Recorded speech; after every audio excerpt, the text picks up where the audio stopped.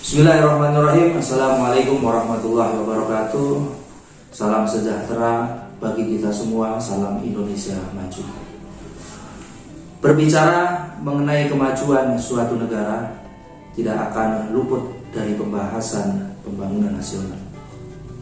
Hal ini erat kaitannya dengan pembangunan yang terjadi di setiap daerah dalam lingkup suatu negara.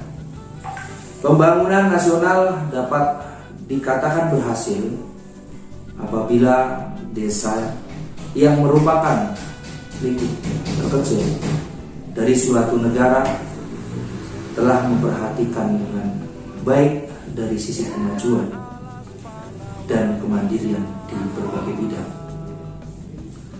Desa merupakan suatu organisasi pemerintahan tingkat terendah, namun ujung tombak pemerintahan menjadi fokus utama berada di desa.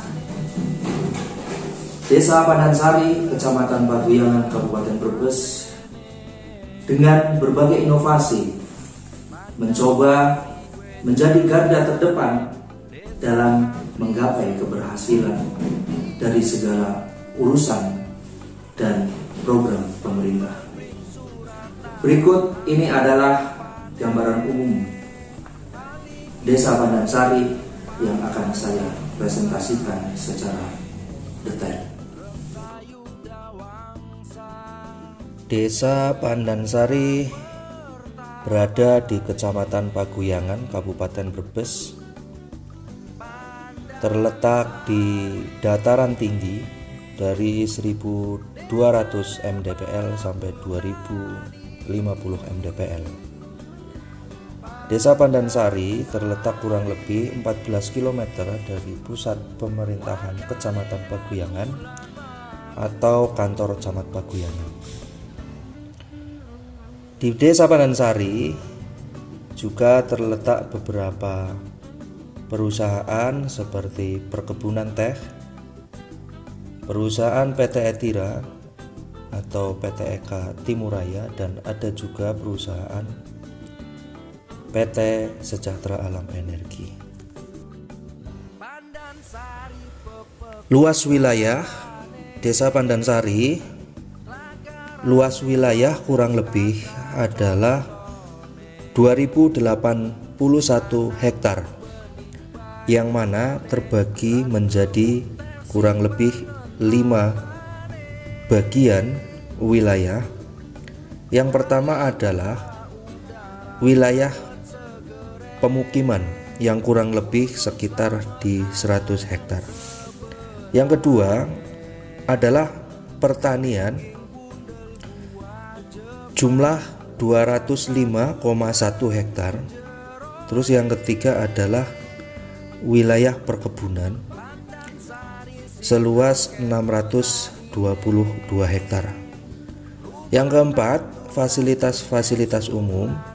Ini luasannya kurang lebih 9,68 hektar. Dan yang terakhir, kelima, adalah tanah hutan. Luasannya adalah 1166 hektar. Untuk jumlah penduduk di Desa Pandansari sejumlah 8.974 orang. Untuk pria atau laki-laki 4.614 orang, dan wanita atau perempuan 4.360 orang. Jumlah penerima bantuan tahun 2022 untuk program PKH 726, bantuan pangan non tunai 740, jambanisasi 18, dan RTLH 7 unit, rumah tidak layak huni. Di Desa Pandansari juga masih kita pegang teguh untuk tradisi dan kebudayaan, dan alhamdulillah di era digital, di era milenial ini kami pemerintahan desa juga masih berkomitmen untuk nguri-nguri tradisi dan kebudayaan. Adalah salah satu kebudayaan yang kita laksanakan adalah yang pertama, kegiatan kebudayaan Ratiban. Ratiban ini adalah kegiatan kebudayaan tahunan yang dilakukan oleh seluruh masyarakat Desa Pandansari di area lokasi Telaga Ranjing. Berdoa bersama, memanjatkan keagungan Tuhan, dan makan tumpeng bersama di area Telaga Ranjing. Yang kedua adalah Kaligua Culture Festival, kegiatan event kebudayaan dipadukan juga dengan event modern sebagai salah satu penunjang tradisi juga kepariwisataan. Pemerintahan Desa Pandansari juga konsen di teknologi ramah lingkungan, yaitu pembangkit listrik tenaga surya. Kami di kantor dari sektor pelayanan dan seluruh sumber energi listrik itu ditopang dengan teknologi surya sel.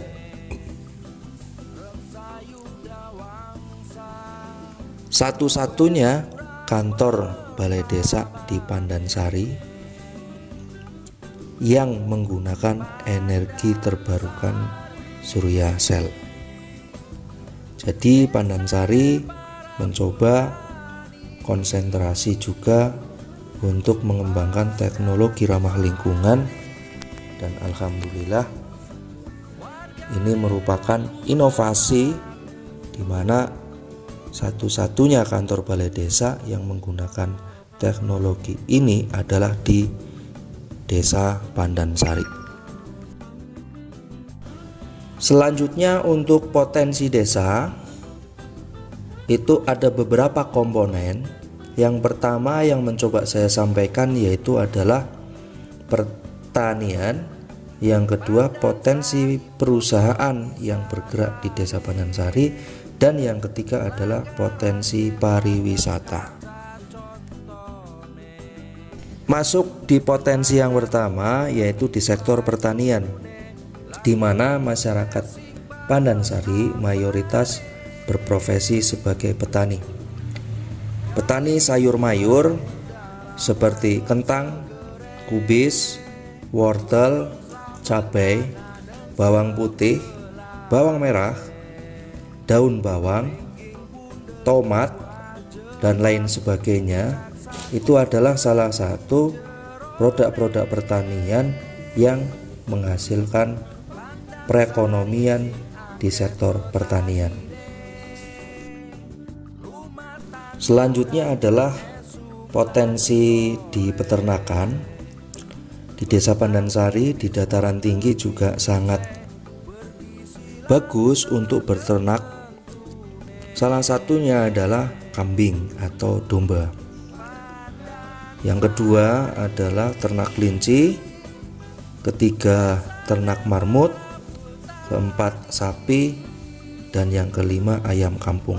Ini juga salah satu potensi penopang perekonomian di sektor-sektor yang lainnya.